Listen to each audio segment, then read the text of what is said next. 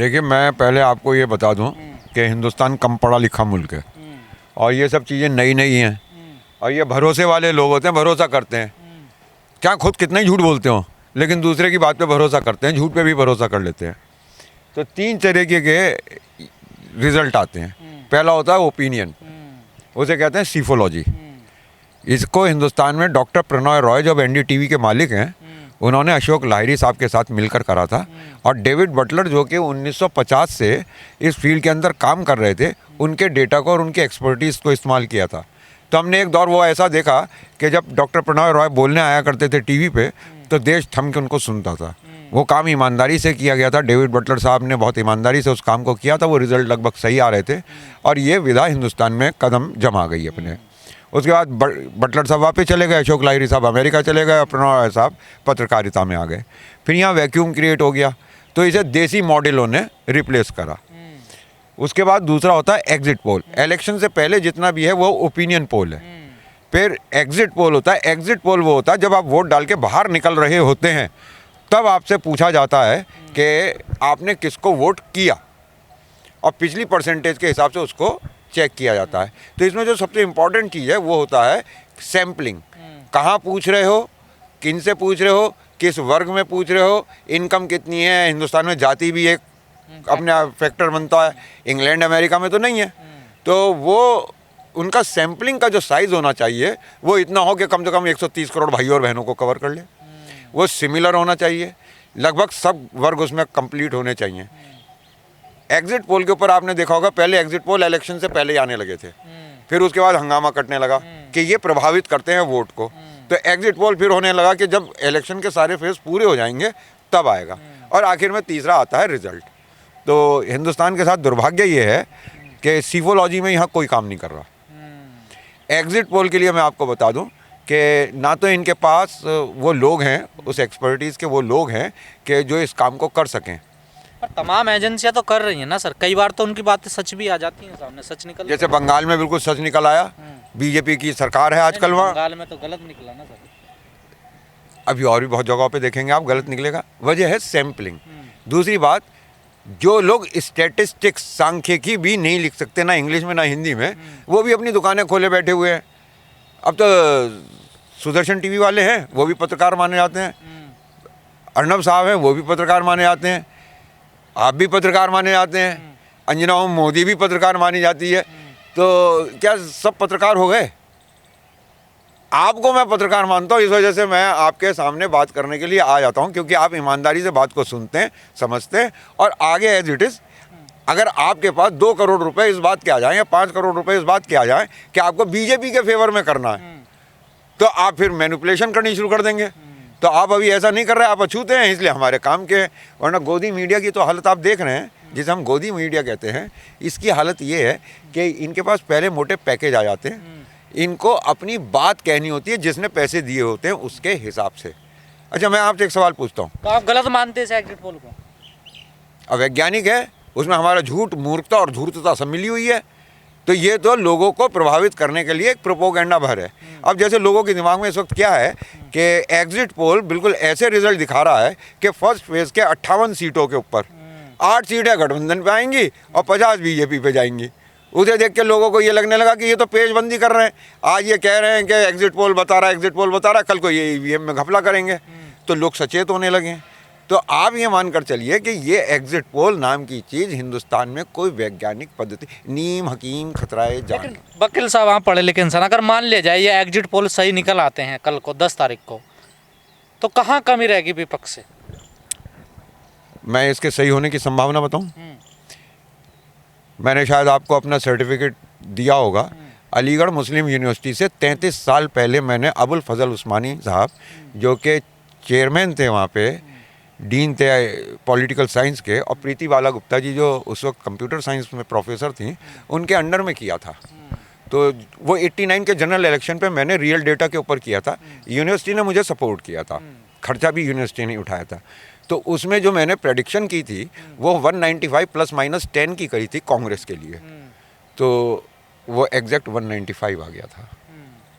और मैं अपने दिल से की गहराई से जानता हूँ कि जो मेरे पास सैंपल साइज था वो हमने बहुत मेहनत करके 2 महीने की मेहनत करने के बाद उसे जमा किया था, लेकिन उसके इम्परफेक्शन को, अपने रिसोर्सेज के लिमिटेशन को मैं जानता था और मैं ये मान कर चलता था कि ये ±10 से भी ऊपर नीचे हो सकता है, लेकिन वो एग्जैक्ट आ गया तो तुक्का लग गया। अच्छा, तुक्का था वो भी? मैं भी उसे बिल्कुल 100% तुक्का मानता हूँ, इसी वजह से मैंने उस फील्ड को छोड़ दिया होता वहाँ पे, और मैं भी शायद किसी टीवी का मालिक हो गया होता, लेकिन मैं फिर उसके बाद वकालत की फील्ड में चला गया, संविधान की तरफ को चला गया। तो ये मेरे साथ भाग्यशाली मैं रहा कि मैंने ये दवाई की दुकान बंद करके और इस फील्ड को छोड़ के संविधान की फील्ड में चला गया, जो कि ज़्यादा महत्वपूर्ण था। ये तुक्के हैं सब, एग्जिट पोल सब बिल्कुल कपोल कल्पनाएं हैं।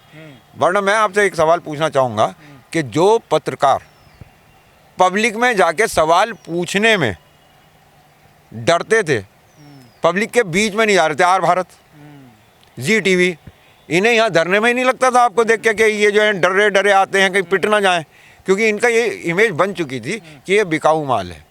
तो ये लोग कहाँ से जाके ऐसे, ये अपने एक्सपर्ट्स के नाम क्यों नहीं देते? तो वकील साहब हमें समझ में, हम पूरे यूपी में घूमे, ज़्यादातर जिलों में मैं गया हूँ, मैंने रिपोर्टिंग की है, अपनी वीडियो चैनलों पर लगाई है। ऐसा माहौल बिल्कुल नहीं है, लोग परिवर्तन चाहते थे, लेकिन कल का एग्जिट पोल बता रहा कि परिवर्तन होने नहीं वाला है। तो आपके जो ऑब्जर्वेशन है, जो महसूस होने वाली बात है, वो इसका मतलब खारिज हो गई। हाँ, वही तो जो हमने लोगों पे ग्राउंड पे बात करा, वो तो परिवर्तन चाहते थे सब लोग। हाँ, तो परिवर्तन हो रहा है ना, एग्जिट पोल के ऊपर ना जाइए, तो झूठ की कपोल कल्पनाएं हैं। मार्कंडे काटजू साहब का वर्ड ये इस्तेमाल रखिए, हमेशा याद रखिए, प्रेस्टिट्यूट प्रोस्टिट्यूट। बाजार में जीवी रोड पे बैठी हुई औरत अपना जिस्म बेचती है, ज़मीर नहीं बेचती। जो मीडिया है ये जिस्म नहीं बेचती है, अपना ज़मीर बेचती है, ये प्रेस्टिट्यूट कहलाती है। इन पे ये तो एजेंसियों के दिखा रहे हैं ना, ये मीडिया जो है, वो एजेंसीज किसकी हैं? अब किसी की भी हो, उनके नाम नहीं किसकी हैं? कोई सी वोटर का है, कोई इंडिया टुडे का, कोई किसी का है। अब जो योगेंद्र यादव जी किसान नेता बने हुए हैं, इन्होंने भी अपना धंधा यहीं से शुरू किया था। और आप एक काम करिए कि भाई अब मेरे पास एक्सपीरियंस भी अच्छा खासा है, सुप्रीम कोर्ट का भी एक्सपीरियंस है, सीफोलॉजी का भी एक्सपीरियंस है, सबके सर्टिफिकेट आपके सामने पड़े हुए हैं। ऐसा नहीं है मोहर लगी हुई है सब चीज़ों पे, तो मुझे कहीं से 5 करोड़ का इंतजाम करवा दीजिए, मैं भी एक आईपैक की तरह कंपनी खोल के और फिर सारे नेताओं को बताता घूमूंगा, प्रशांत किशोर की तरह, कि इलेक्शन कैसे लड़ा जाए। लेकिन सर वही सवाल मैं दोबारा पूछ रहा हूँ, कई मैंने नेताओं से पूछ लिया और कई जो राजनीतिक विश्लेषक हैं उनसे पूछ लिया कि अगर यही नतीजे आते हैं तो फिर कहाँ कमी रही विपक्ष से, क्या वजह क्या रही? अगर मान लिया जाए अगर ये नतीजे आए तो। आप अगर से शुरू कर रहे हैं ना, तो ये सवाल ही अपने आप में, पहले 10 तारीख का इंतज़ार कीजिए, हम लोग 10 तारीख में फिर यहाँ मिलेंगे और उसके बाद इसका विश्लेषण करेंगे। ये योगी मोदी का चेहरा काम कर गया फिर यूपी में। मोदी जी की रैलीज देख ली आपने, फटी हुई आवाज़ देख ली, पंजाब से भागे थे, 70,000 सीटों में 700 लोग आके बैठे हुए थे, यूपी में इनकी हालत देख ली, तो चेहरे तो इनके चले गए। सर आपने पंजाब का जिक्र किया, आम आदमी पार्टी को 100 सीट दिखा रहे हैं, ये भी 10 तारीख में आ जाने दीजिए, ये भी 10 तारीख में आ जाने दीजिए। वैसे मैं आपको एक बात बताऊं कि अरविंद केजरीवाल साहब, मैं पिछले 8 साल से अपने पैसे खर्च करके दिल्ली भर में नारे लगवाता रहा हूं, और अभी कुछ दिन पहले वैक्सीनेशन के खिलाफ जो धरना था, उस दिन यहाँ सेक्रेटरीट में भी पूरी रात ये नारा गूंजा था। मेरे साथियों ने मुझे फ़ोन करके कहा कि आप आ जाओ, आपका नारा यहाँ बहुत ज़ोर से चल रहा है, मल्टीनेशनल के 3 दलाल, कांग्रेस, मोदी, केजरीवाल। तो केजरीवाल साहब झूठ बोलने में, धूर्तता में नरेंद्र मोदी के भी गुरु हैं। पंजाब में जाकर कह रहे हैं कि नशा मुक्त कर दूंगा पूरे पंजाब को। बड़ी भाग्य की बात है कि शराब का विकेंद्रीकरण हो रहा है, दलितों की बस्तियों तक सिमटी हुई शराब की दुकानें अब संवर्ण के यहाँ तक पहुँचने लगी हैं, तो इसलिए थोड़ी सी बेचैनी हो रही है। और आप इनकी कथनी करनी में अंतर इस तरीके से ना देखिए, उड़ता पंजाब, लड़खड़ाता पंजाब, गिरता पंजाब। जब पंजाब उठकर आया तो मोदी भी भाग गया उन नौजवानों के सामने। उसको नशा मुक्त बनाने के लिए केजरीवाल साहब ने जो सबसे बड़ा कदम उठाया है वो पता है क्या है? उन्होंने वहाँ मुख्यमंत्री का चेहरा भगवंत मान दिया है, जो सुबह 9 बजे ही पहली सभा में दारू पी के ऐसे हाथ जोड़ के वो सुबह ही अपना एक हाफ मार लेता है। तो वो तो भगवान शंकर उनके सामने पेश कर दिए कि पंजाब की सारी शराब, सारे नशे ये भगवंत मान कर लेगा, तुम्हें नशा मुक्त कर देगा। तो कथनी और करनी में जो अंतर है वो केजरीवाल साहब का किसी भी तरीके से मोदी जी से कम नहीं है। कम नहीं। तो इन एग्जिट पोलों को ज़्यादा ना समझा जाए कुछ भी। जिन लोगों को लॉकडाउन में एक भी आदमी ऑक्सीजन की कमी से मरता नहीं दिखा, जिन लोगों को करोड़ों लोगों का पलायन शहरों से गांव की तरफ और सड़कों पे हज़ारों की मौत नहीं दिखी, उन्हें ये एग्जैक्ट फिगर कैसे पता चल जाती है? इनके ऊपर छापे मारोगे, इनके अकाउंट्स चेक करोगे, सब पता चल जाएगा किसके पास कहाँ कहाँ से कितने कितने पैसे आ रहे हैं और कौन कौन किसके लिए बोल रहा है। इस वक्त कैश किसके पास है? बीजेपी के। सरकार किसके पास है? बीजेपी के। मीडिया किसके कब्जे में है? कितने चैनल हैं अंबानी साहब के? क्या वकील साहब, ये जो एजेंसियां होती हैं ये 500 सैंपल दिखाती है एक विधानसभा से कि हमने 500 सैंपल लिए, और उस विधानसभा में वोटिंग होती है 3.5 लाख की, तो क्या 500 से पूरा निकल ही आता है क्या कि कितना वोट परसेंट निकला या कितने लोगों की सहमति बनी? उन 500 सैंपल से क्या हम मतदाता चावल नहीं है कि देग में पकेगा तो खुशबू से पता चल जाएगा। या आप उठाते हैं, ढक्कन उठाया, 2 चावल लिए, हाथ में ऐसे करके देखा, बोले गल गए।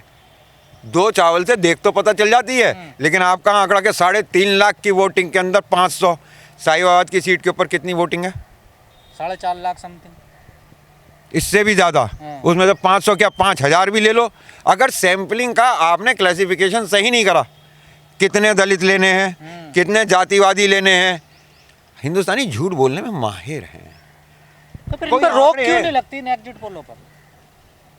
सरकार आने दें, आप हमारी गठबंधन की सरकार आने दें, तो इसके ऊपर भी हम कार्रवाई करेंगे। क्या अगर एग्जिट पोल गलत आते हैं तो क्या इन पर कोई कार्रवाई, जुर्माना होना चाहिए? नहीं होना? बिल्कुल जुर्माना होना चाहिए, बिल्कुल जुर्माना होना चाहिए। ये देश को गुमराह करने का काम करते हैं, ये रिश्वत लेके झूठ बोलने का काम करते हैं। लोकतंत्र के लिए, ये जो भारत का लोकतंत्र है, भारत की आज़ादी है, इसके लिए चंद्रशेखर आज़ाद ने, अशफाकुल्ला खान ने, भगत सिंह ने फांसी झूली है। ये चंद बेवड़े, दीपक चौरसिया शराब पी के एंकरिंग कर रहे थे, इनका कोई किरदार है क्या? लेकिन सर अब तो वोटिंग होगी, तो फिर क्या मोटिव क्या होगा इसके पीछे? वही जो मैंने आपको बताया कि जनता अलर्ट हो गई ईवीएम को लेकर। भाई अब इन्होंने पेशबंदी शुरू कर दी। अरे ये पहले ही बता दिया था, एग्जिट पोल तो पहले ही बता दिया था। अच्छे से अच्छा, मजबूत से मजबूत इंसान भी एक बार को ये सोचता है कि यार तू ही अकेला शायद गलत है, बाकी सब एग्जिट पोल की बता रहे हैं, औरों की बता रहे हैं। हो सकता है बाकी प्रदेश में ऐसा हो रहा हो, बाकी कॉन्सेंसिस में ऐसा हो रहा हो, तो ऐसा मान कर चलते हैं बस। पर ये झूठे हैं, मक्कार हैं, इनके ऊपर ज़्यादा भरोसा ना करिएगा।